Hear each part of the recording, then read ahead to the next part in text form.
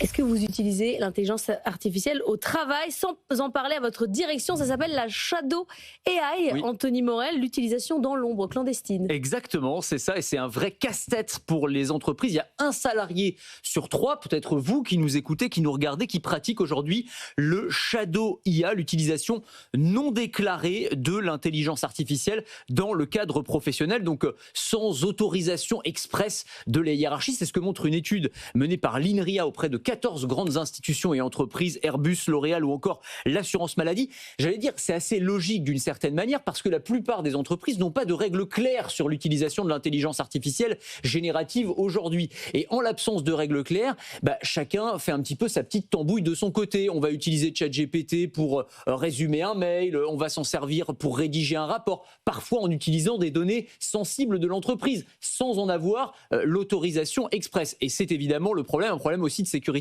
On va en parler dans une seconde. Ce qui est intéressant aussi, c'est qu'il y a un phénomène qui est que les gens utilisent l'intelligence artificielle sans le dire à leur manager pour, j'allais dire, se montrer plus performants et plus intelligents qu'ils ne le sont. On va utiliser ChatGPT pour rédiger un rapport sans le signaler et puis on va avoir l'impression que « Ah ouais, il est super ton rapport, mais tu l'as fait tout seul ». Ça peut coûter cher à la boîte. Ça peut coûter cher à la boîte. On se souvient de grandes entreprises de consulting, exactement, qui en fait avaient rédigé des rapports pour le compte de gouvernement, des rapports facturés des dizaines voire des centaines de milliers d'euros. On s'était rendu compte que la moitié du rapport avait été rédigé par l'IA et qu'en plus c'était truffé d'erreurs. Mais il y a une étude très intéressante qui a été menée par un chercheur d'HEC auprès de 130 managers qui montre que les contenus générés par ChatGPT sont en moyenne évalués plus positivement par les managers à condition qu'ils ne sachent pas qu'ils ont été rédigés par l'intelligence artificielle. C'est-à-dire qu'on a l'impression que vous êtes très très intelligent, que vous avez fait un super rapport, et en fait, c'est l'IA qui s'est occupée de faire tout Mais le vous ne boulot. trouvez pas que ça se voit quand même maintenant, dès que c'est rédigé par ChatGPT, la manière dont c'est écrit, avec un enchaînement de mots et de virgules? Ouais, je pense que si vous êtes un peu malin et que vous retouchez un minimum, que vous mettez une toute petite touche humaine sur le gros du boulot qui a été fait par ChatGPT, globalement, il y a moyen que ça passe. Bon, ça devient quand même le cauchemar des DSI. Oui, c'est ça, les directeurs des systèmes d'information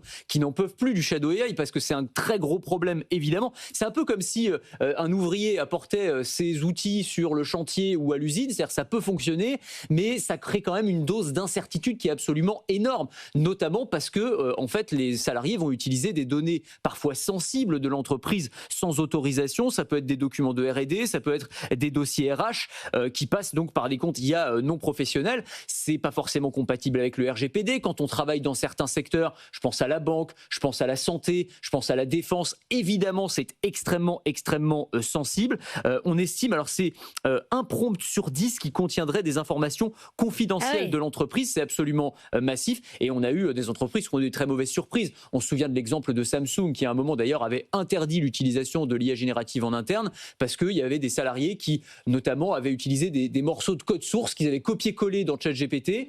Et on s'était retrouvé quand même avec des morceaux de code source qui s'étaient retrouvés dans des discussions qui n'avaient rien à voir avec l'entreprise. Et comment vous faites? Parce que vous n'allez pas dire à vos salariés qui peuvent se payer à titre personnel un abonnement à ChatGPT de ne pas l'utiliser. Ils veulent être meilleurs. Donc c'est compliqué. Alors les entreprises, elles ont des réactions différentes. Il y en a qui ça va du blocage strict de l'IA, ce qui a aucun sens. Aujourd'hui, vous n'allez pas dire à vos salariés non, n'utilisez jamais l'IA générative. C'est un outil de productivité, on ne va pas l'interdire. À celles qui sont dans l'indifférence la plus totale, en gros, faites ce que vous voulez, on ferme les yeux. Peut-être que la solution la plus intelligente, c'est de rédiger des règles claires, un document simple avec ce qu'on a le droit de faire, ce qu'on n'a pas le droit de faire, comment anonymiser les données aussi pour que quand on copie-colle des informations, on ne se retrouve pas avec des données dans la nature. Bref, mettre en place des règles, tout simplement. Merci Anthony Morel.